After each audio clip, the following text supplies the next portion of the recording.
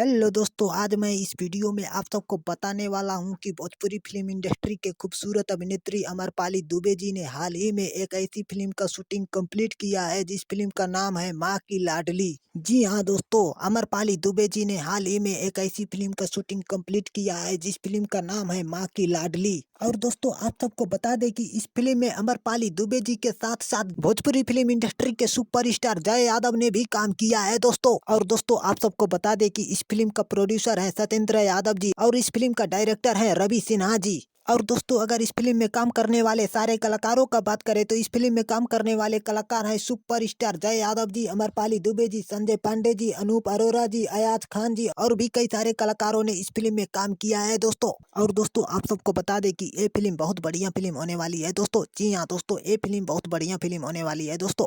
तो चलिए दोस्तों, इस फिल्म का रिव्यू यहीं पर खत्म करते हैं। अगर इस फिल्म का रिव्यू आप सबको अच्छा लगा हो तो लाइक, कमेंट और सब्सक्राइब जरूर करिएगा दोस्तों। चलिए धन्यवाद दोस्तों।